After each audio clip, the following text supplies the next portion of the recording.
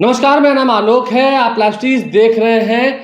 बिहार की सियासत से जुड़ी हुई बड़ी खबर निकल के आ रही है। देखिए, लोकसभा चुनाव की अब तैयारियां शुरू हो गई हैं। मार्च का महीना आ गया है, आज महाशिवरात्रि का त्यौहार भी है और बड़ी खबर यह है कि गुलाब यादव, देखिए गुलाब यादव आरजेडी के पूर्व विधायक रहे हैं। एमपी का भी चुनाव लड़ा है, यानी कि पार्लियामेंट का भी चुनाव लड़ा है, लेकिन उसमें हार मिली थी।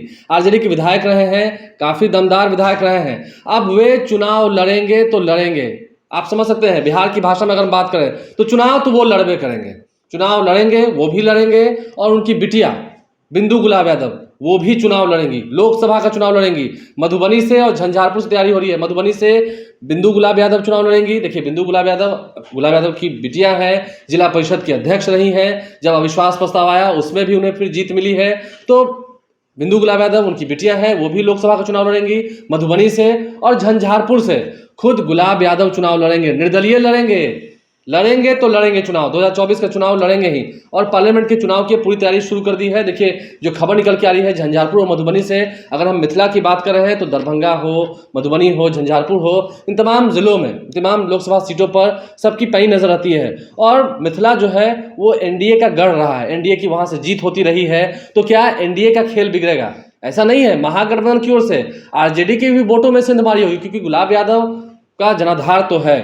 देखिए, गुलाब यादव को जब आरजेडी की ओर से टिकट नहीं मिला एमएलसी के चुनाव में, हालांकि विधायक के चुनाव में उनकी उस वक्त हार हुई थी, नीतीश मिश्रा वहां से चुनाव जीत गए थे। तो ऐसे में गुलाब यादव की जब बात हो रही है, गुलाब यादव को जब टिकट नहीं मिला तो उन्होंने अपनी पत्नी को एमएलसी चुनाव में चुनाव लड़वाया, स्थानीय निकाय कोटे से चुनाव लड़वाया। और अंबिका गुलाब यादव, आपको याद होगा, चुनाव जीत कर आ गई, निर्दलीय चुनाव जीत कर आ गई, एमएलसी बन गई। उसके बाद फिर उन्होंने अपनी बिटिया को जिला परिषद का अध्यक्ष बनवा दिया।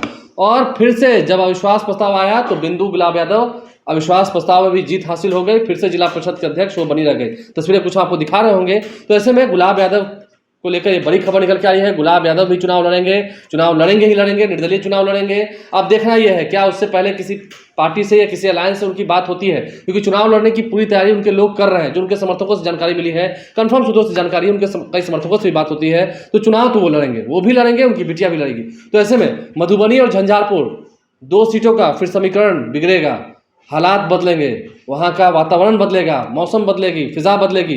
तो ऐसे में झटका लग सकता है 2 सीटों पर। क्या मधुबनी में अशोक यादव एमपी है, अगर यादवों का वोट कटा तो फिर फायदा वहाँ किसको होगा? क्या आरजेडी को फायदा होगा?